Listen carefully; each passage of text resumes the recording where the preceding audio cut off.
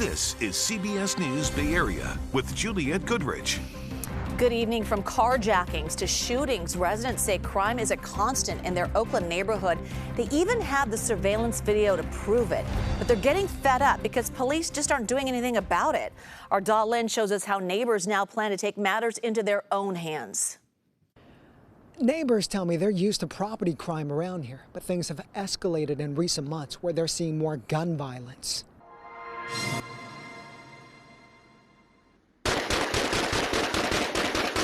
This is the latest shooting captured by a surveillance camera at the corner of Georgia Street and Laurel Avenue in Laurel District. The people inside a black car firing 17 shots at a white car driving away. Happened last Friday night. No one was reportedly hurt. This neighborhood block captain called the police and offered the footage. A week later, he says no one's collected the video. You are offering things to them to help solve, maybe next time that person will be, shooting again here because, there was no accountability. The block captain doesn't want to release his name, fearing for his safety. He says the understaffed police department only comes out when someone is hurt, but by then it's too late. Officers did come to take a report for this carjacking. Also happened on Georgia Street this month. A man shoved a UC Berkeley student in front of her house, took her purse, and drove off with her car. The victim later learned the thieves used their car to commit other robberies. The family declined an on-camera interview, but said burglars tried to break into the house twice this year. They screamed and scared the thieves away both times. I would like to see more police officers, the 911, which I understand is going to be improved, but I think it's taken way too long. Fed up neighbors are now looking at hiring private security to patrol their streets during the day. But this is not vigilante stuff, this is just safety. We don't want armed guards or, we just wanted an extra pair of eyes. Oakland police say violent crime is up 21% this year compared to last. Councilwoman Janani Ramachandran represents the district. She says aside from requesting more police patrols, they may be able to hire community safety ambassadors to walk the streets. There's no one strategy that's going to be the panacea towards crime. There's no one be-all, end-all solution, but combining more OPD presence as well as presence from those out and about in the neighborhood, being those eyes and ears on the street effectively, helping encourage that foot traffic and business will be a part of that strategy. The block captain says change can't come soon enough. It doesn't feel really good to be, walking outside. The UC Berkeley student who was carjacked says she's too afraid to live here. She's moving out of Oakland. So what can Oakland city leaders do to prevent crime? Help prevent it, at least. Dawn mentioned the extra police patrols and the community ambassadors. This week, the City Council unanimously approved 300 new license plate readers throughout the city. So this will give police a new tool to track criminals. The money to purchase the readers comes from a state loan that Mayor Sheng Tao requested to help fight crime.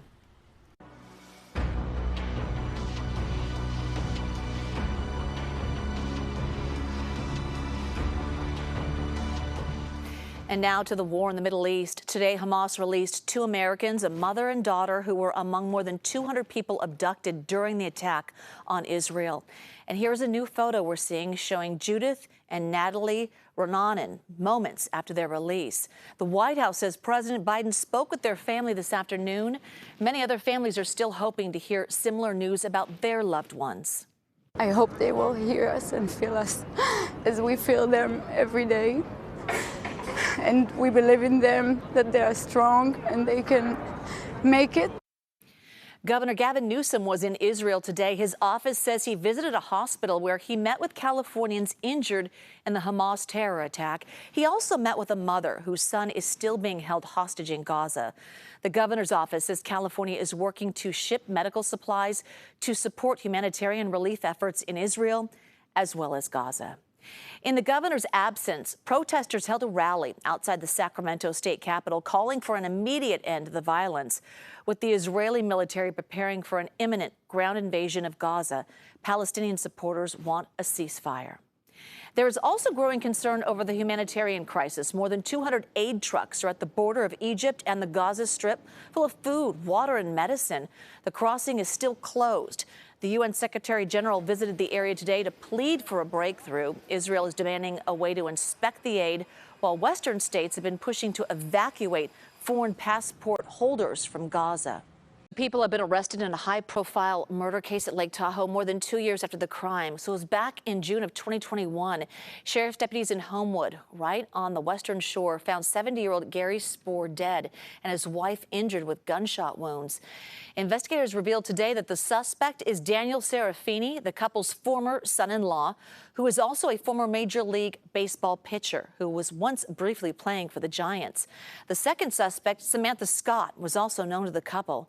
Both were arrested in Nevada and are waiting for extradition back to Placer County. Still no word on a motive. It appears teachers and San Francisco Unified have avoided a strike after an all-night marathon session that now they have a tentative agreement.